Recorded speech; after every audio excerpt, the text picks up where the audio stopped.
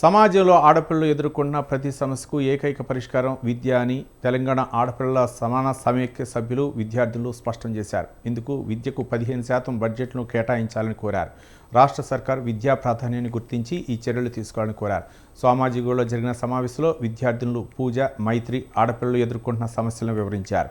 హైదరాబాద్, రంగారెడ్డి, వికారాబాద్, సూర్యాపేట, గద్వాల్ విద్యార్థులు తెలంగాణ ఆడపిల్లల సమాన సమైక్య ద్వారా ప్రభుత్వానికి తమ సమస్యలను నివేదించారు. అధికారుల సమన్వయంతో ఇది సాధ్యమవుతుందని చెప్పారు.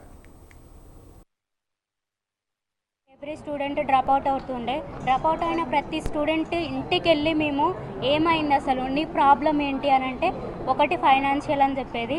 ఫైనాన్షియల్ అయితే గవర్నమెంట్ స్కూల్ ఉంది కదా, గవర్నమెంట్ కాలేజ్ ఉంది కదా అని చెప్పేసి మేము కేజీబీవీ కమిటీ నుంచి ప్రతి ఒక్కరిని తీసుకెళ్ళి స్కూల్లో కూర్చోబెట్టాము.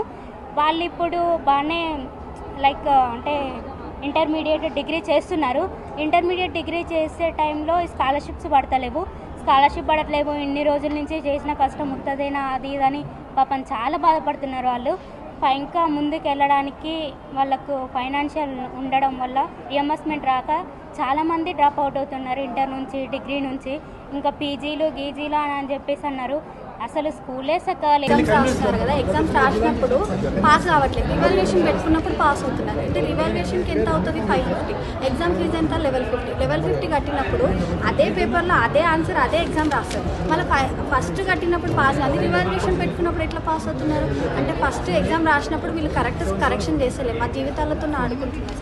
మేము ఫస్ట్ ఎగ్జామ్ రాసినప్పుడు ఏదైతే పేపర్ ఏదైతే ఆన్సర్ ఉంటుందో అదే చేంజ్ ఉండదు. రివాల్యుయేషన్ పెట్టుకున్నప్పుడు మాత్రం పాస్ అవుతున్నాం. ఫస్ట్ ఎగ్జామ్ రాసినప్పుడు పాస్ అవుతారు. అదొక చాలా మంది డ్రాప్ అవుట్స్ అవుతున్నారు. ఎందుకంటే గవర్నమెంట్ స్కూల్లో సరి అయిన ఫెసిలిటీస్ లేక గవర్నమెంట్ నుంచి మాకు ఇస్తానన్న 15% బడ్జెట్ రావట్లేదు. కాబట్టి గవర్నమెంట్ స్కూల్స్లో మేము కొన్ని సిచ్యువేషన్స్ ఫేస్ చేస్తున్నాం. ఆయుమల్ రాక, ఫుడ్ ఫెసిలిటీస్ లేక. సో మేము గవర్నమెంట్ని 15% ఏదైతే మీరు మాకు ఇస్తా అన్నారో మేము దాన్ని అడుగుతున్నాము. పూర్వ ప్రభుత్వంలో మాకు జస్ట్ 6.6% మాత్రమే వచ్చింది. ఇప్పుడున్న ప్రభుత్వంలో 7.6 వస్తుంది.